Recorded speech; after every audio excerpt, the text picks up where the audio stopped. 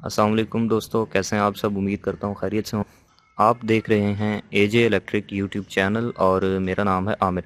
दोस्तों, आज की वीडियो में मैं आपको बताऊंगा कि करंट क्या चीज़ होती है, करंट की क्या हिस्ट्री है, इसकी डेफिनेशन क्या है और इसका यूनिट क्या होता है, इसका फार्मूला क्या होता है, इसका मतलब क्या होता है और इसको मैयर करने के लिए कौन कौन से इंस्ट्रूमेंट यूज़ किए जाते हैं। ली जाए दोस्तों इसकी करंट की हिस्ट्री के बारे में, तो सन 1775 यानी कि 1775 में एक फ्रेंच फिजिसिस्ट और जो कि मैथमेटिशियन भी थे, एंड्री मैरी एम्पेयर, उन्होंने इसको जो है वो इंट्रोड्यूस करवाया था और उन्हीं के ऑनर में, उनके नाम की वजह से करंट का जो यूनिट है वो एम्पेयर रखा गया है, जिसको हम ए से रिप्रेजेंट करते हैं।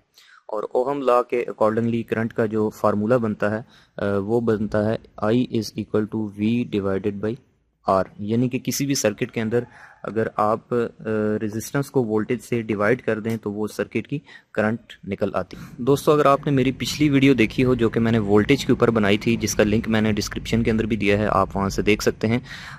तो मैंने उसमें बताया था कि दुनिया के अंदर जितनी भी चीज़ें हैं वो सारी की सारी मैटर हैं, यानी कि मादा हैं।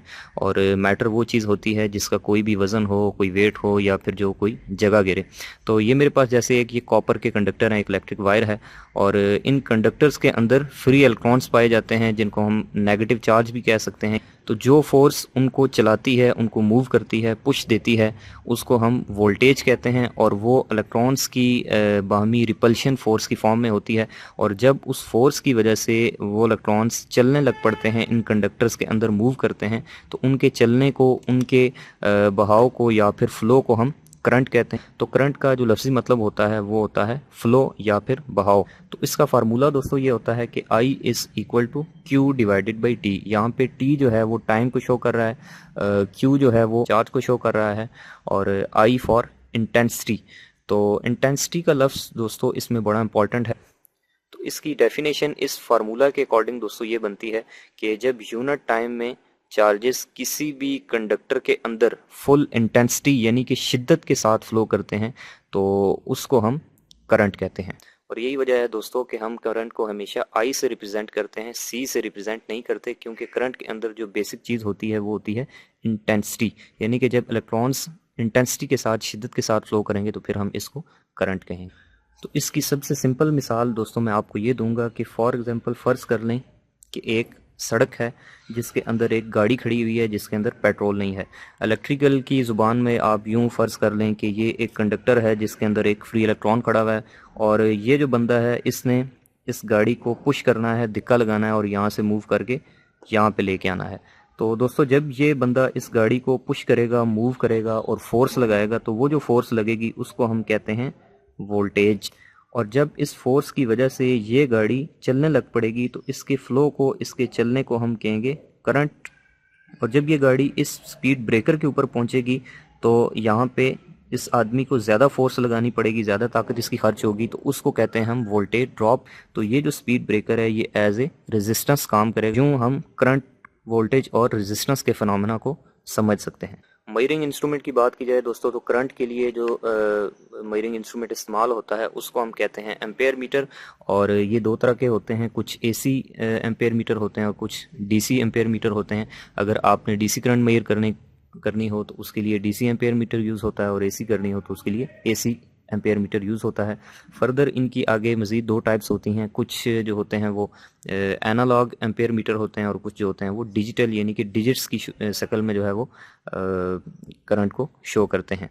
और इसकी निशानी दोस्तों ये होती है कि इसके अंदर ए लिखा जाता है। वोल्ट मीटर के अंदर वी लिखा होता है और नीचे एसी या डीसी का साइन बना। जैसे मेरे पास ये एनालॉग एम मीटर है तो इसके अंदर ए लिखा है और नीचे एसी का साइन है, तो ये एक एसी एनालॉग एम्पेयर मीटर है। सेम इसी तरह इसके अंदर दो टर्मिनल हैं। एम मीटर को याद रखें हमेशा कि सीरीज़ में कनेक्ट किया जाता है, यानी सर्किट ब्रेक करके एक वायर यहाँ से इन की जाती है और दूसरी यहाँ से आउट करके लोड में जाती है। अगर आप देखें तो ये एक डिजिटल एम मीटर है और ये एसी एम मीटर है। और अगर आप इसकी रेंज की बात करें तो इसको, ये जो टर्मिनल है यहाँ पे जहाँ पे ये UN लिखा हुआ है, यहाँ पे इसको, इसके डिस्प्ले को ऑन करने के लिए 220 वोल्ट सप्लाई देनी पड़ेगी। और ये जो करंट मेजर कर सकता है उसकी रेंज है 0.05 एम्पेयर से 5.5 एम्पेयर तक की करंट आप इस एम मीटर से मेजर कर सकते हैं, जो कि एसी होनी चाहिए। तो चलिए अब मैं इन दोनों को बारी बारी कनेक्ट करके आपको दिखाता हूँ कि आपने इन दोनों एम मीटर से किसी भी सर्किट की करंट कैसे मेजर करनी है और उसके लिए आपको क्या कनेक्शन करना पड़ेगा। देख सकते हैं मैंने यहाँ पे एक 200 वाट के की मदद से इसकी दो वायर्स इस सॉकेट में लगा दी हैं। तो जैसे ही मैं इसको ऑन करता हूँ तो ये जो लैंप है ये ऑन हो जाता है। लेकिन मैं ये चाह रहा हूँ कि इस वायर में से जो करंट जा रही है, क्योंकि मैंने आपको पिछली वीडियो में बताया था कि किसी भी लोड में से करंट इस तरह से गुजरती है कि फेज जो वायर होती है यानी कि लाइव वायर होती है, रेड वायर, उसमें से करंट आती है और उस लोड में से गुजर के उस लैंप या बल्ब या जो भी लोड है उसमें से गुजर के न्यूट्रल के थ्रू वापस चली जाती है। यानी कि न्यूट्रल का काम जो है वो करंट को वापस लेके जाना होता है। तो मैं ये चेक करना चाह रहा हूँ कि इस वायर में यहाँ पे कितनी करंट है। तो यहाँ से वायर को हम, इस सर्किट को हम डिस्कनेक्ट करेंगे और उसके बाद यहाँ पे एम मीटर लगा देंगे। तो चलिए इसको यहाँ से डिस्कनेक्ट कर लेते हैं।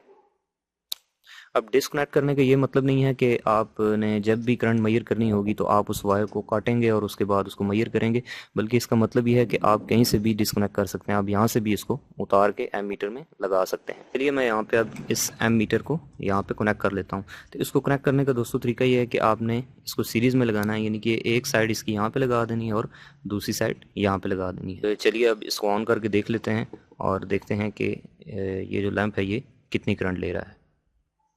तो अब दोस्तों मैं अगर आपको बताऊं तो ये सर्किट कुछ यूं बन गया है कि यहाँ से जो फेज वायर है इसमें से करंट पहले इस एम मीटर में आएगी और इस एम मीटर से गुजर के लैंप में आएगी और लैंप से फिर न्यूट्रल के थ्रू वापस चली जाएगी। तो एम मीटर सीरीज में लग गया है, यानी कि रास्ते में लग गया है और ये चेक करेगा कि इस सर्किट में से जिसके अंदर इसको लगाया गया है कितनी करंट मूव कर रही है। तो चलें इसको ऑन कर लेते हैं। तो देखें जैसे ही मैंने इसको ऑन किया है तो ये 1 एम्पेयर है, एक लाइन 1 एम्पेयर है, यहाँ पे 2, 3, 4, 5 एम्पेयर तक रेंज है, लेकिन ये 0 और 1 के सेंटर में है। तो इट मीन्स के इसकी जो करंट है इस वक्त तकरीबन 0.5 एम्पेयर से थोड़ी सी ज़्यादा है। तो 200 वाट का जो लैंप है वो ग्रेटर दैन 0.5 एम्पेयर इस वक्त करंट ड्रॉ कर रहा है। तो अब यही करंट जो है वो हम डिजिटल एम्पेयर मीटर के थ्रू चेक करेंगे। उसके लिए मैंने आपको बताया है कि सबसे पहले आपको इन टर्मिनल्स के ऊपर इसको ऑन करवाने के लिए सप्लाई देनी पड़ेगी और ये जो दो टर्मिनल हैं इनको आपने सर्किट के अंदर सीरीज में कनेक्ट कर देना है। एम मीटर से करंट मेजर करने के लिए आपको सबसे पहले इसको ऑन करवाने के लिए, इसको डिस्प्ले करवाने के लिए यहाँ पे इसको सप्लाई देनी पड़ेगी 220 वोल्ट। तो देखिए जैसे ही मैं यहाँ पे सप्लाई कनेक्ट करके इसको ऑन करता हूँ तो देखिए इसका डिस्प्ले ऑन हो गया, लेकिन वैल्यू तब आएगी जब मैं इसकी जो इनपुट है यानी कि जो मैंने करंट मेजर करनी है उसकी दो वायर्स यहाँ पे लगा दूंगा जो आउटर टर्मिनल्स, जैसे कि ये नज़र आ रहा है आपको। तो दोस्तों आप देख सकते हैं कि यहाँ पे ये फेज सप्लाई जो है वो पहले इस एम मीटर में आ रही है और इस एम मीटर से निकल के फिर आगे हमारे जो लोड लगा हुआ है 200 वाट का उसमें जा रही है और वहाँ से फिर वापस है वो सॉकेट में जा रही है। तो चलें इसको ऑन करके देख लेते हैं। तो जैसे ही मैं इसको अब ऑन करूँगा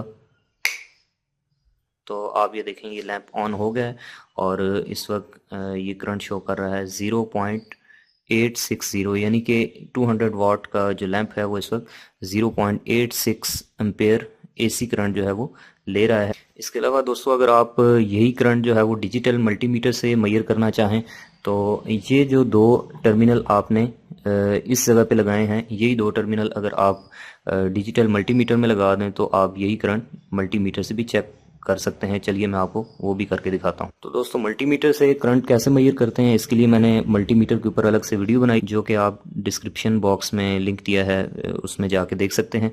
तो मल्टीमीटर से करंट मेजर करने के लिए सिंपल आपने ये करना है कि इसकी ये जो प्रॉब है रेड वाली, इसको उतार कर एम्पेयर यानी कि ए के ऊपर लगा देना है और इसके बाद इसका जो सेलेक्टर स्विच है इसको घुमा के AC एम्पेयर जहाँ पे लिखा हुआ है वहाँ पे 20 की रेंज पे ले जाना है, क्योंकि अगर आप 200 मिली एम्पेयर के ऊपर रखते हैं तो इसकी करंट ज़्यादा है तो ये मेजर नहीं कर सकेगा। तो मैक्सिमम रेंज हमेशा सेलेक्ट करनी है। तो ये जो इसकी दो प्रॉब्स हैं ये वहीं पे कनेक्ट हो जाएंगी जहाँ पे हमने पहले डिजिटल मल्टीमीटर और एनालॉग मल्टीमीटर कनेक्ट किया था। तो आप देख सकते हैं कि मैंने वो दोनों वायर्स जो मैंने पहले डिजिटल मल्टीमीटर में लगाई थी अब इसकी दोनों प्रॉब्स के साथ कनेक्ट कर दी हैं। तो अब जैसे ही मैं इसको ऑन करता हूँ तो आप देख सकते हैं कि यहाँ पे हमारे पास जो वैल्यू आ रही है करंट की वो 0.87 एम्पेयर, यानी कि जितनी वैल्यू हमारा डिजिटल मल्टीमीटर और एनालॉग मेजर कर रहे थे सेम वही वैल्यू ये भी मेजर कर सकता है। तो आप AC करंट को मल्टीमीटर के थ्रू भी जो है वो मेजर कर सकते हैं। तो दोस्तों उम्मीद करता हूँ आपको अच्छे से समझ लग गई होगी कि करंट क्या चीज़ होती है, इसका यूनिट क्या होता है और इसको कैसे मेजर किया जाता है। अगर आपको इस टॉपिक के बारे में कोई क्वेरीज हों तो आप कमेंट बॉक्स में मुझसे पूछ सकते हैं।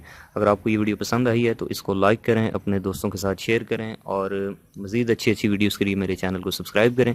वीडियो देखने का बहुत बहुत शुक्रिया। अल्लाह हाफिज़।